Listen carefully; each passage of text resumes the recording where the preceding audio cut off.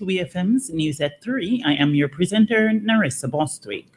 On the local scene, the main access road into the Mariquot twin villages of Monteque and Carrot is being rehabilitated.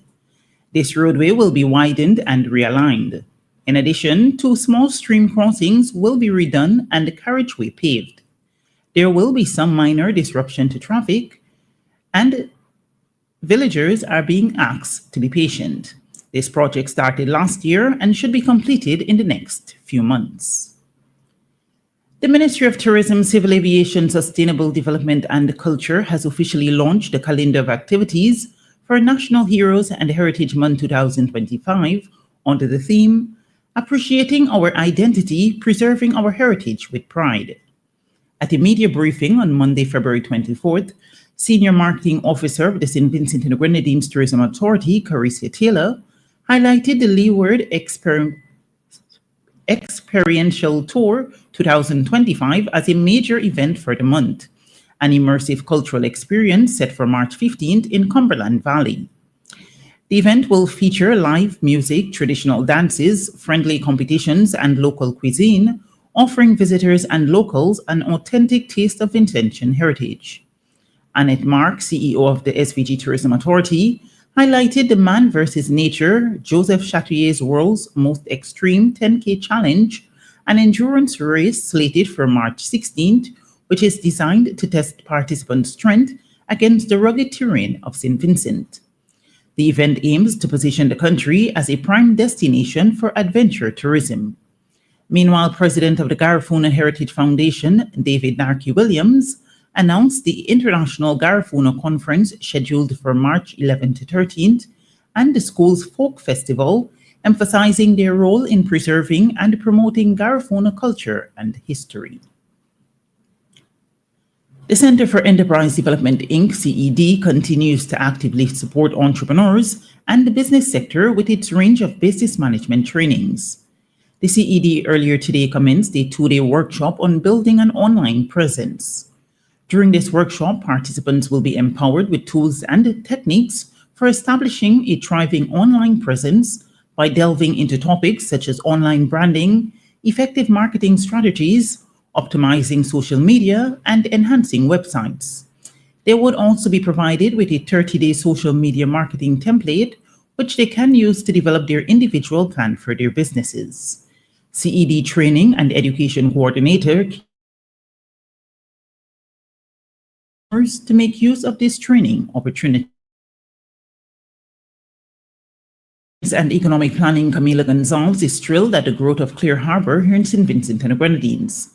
Clear Harbor is a customer care service provider operating from Caribbean contact centers and headquarters in Atlanta, Georgia. The company employs over 500 Vincentians with plans to increase that significantly over the next 18 months.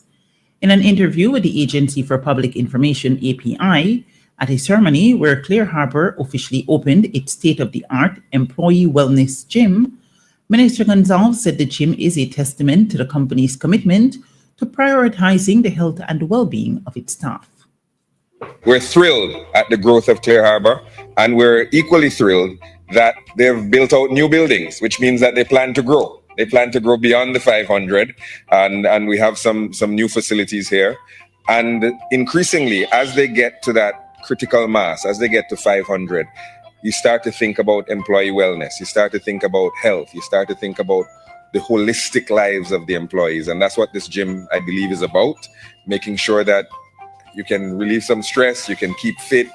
Healthy, happy employees are good for the company, they're good for the nation, and they're good for other businesses. They're good for when other businesses come to see how Clear Harbor treats their employees, and they'll say, well, St. Vincent is a good place for us to be because Clear Harbor treats their employees well, and Clear Harbor employees are doing a good job. So we're very happy about this. It shows that Clear Harbor is continuing to invest in St. Vincent and the Grenadines, continuing to invest in their staff. And that was Minister of Finance and Economic Planning, Camila Gonzalez. On to regional news.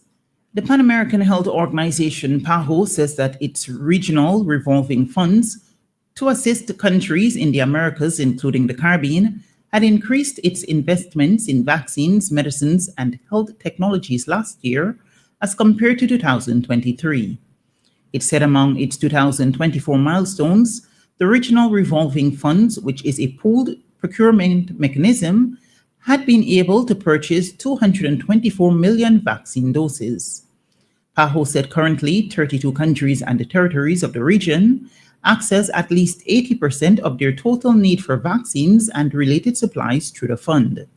The fund also purchased over 10 million diagnostic tests, including rapid tests, for the swift diagnosis of diseases such as HIV and malaria, among others, as well as treatment for a range of communicable diseases and non-communicable conditions, including hepatitis, tuberculosis, and diabetes.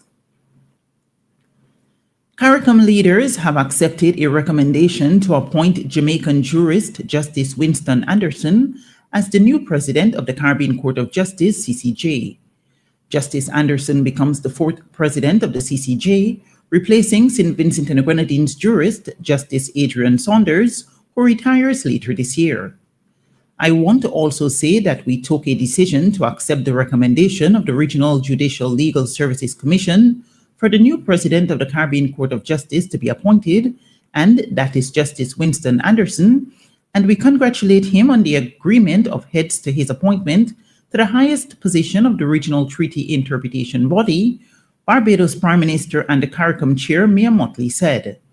The CCJ was established on February 14, 2021, to replace the London-based Privy Council as the region's highest court, and while most of the regional countries are members of its original jurisdiction, only Barbados, Belize, Dominica, Guyana, and St. Lucia are members of its appellate jurisdiction.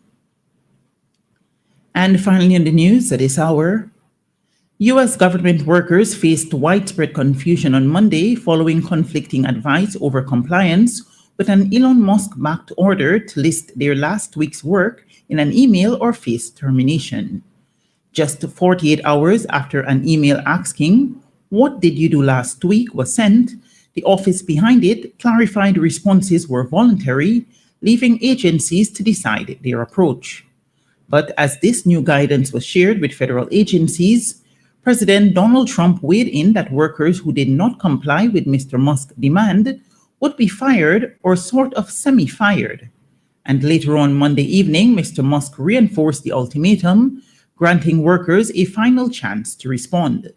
According to BBC News, the mail from the Office of Personnel Management, OPM, on Saturday instructed recipients to reply with 5 examples of what they did over the past 7 days without revealing any classified information. The recipients were asked to respond by end of Monday. Mr. Musk, who is leading the Department of Government Efficiency, said failure to respond would be taken as a resignation.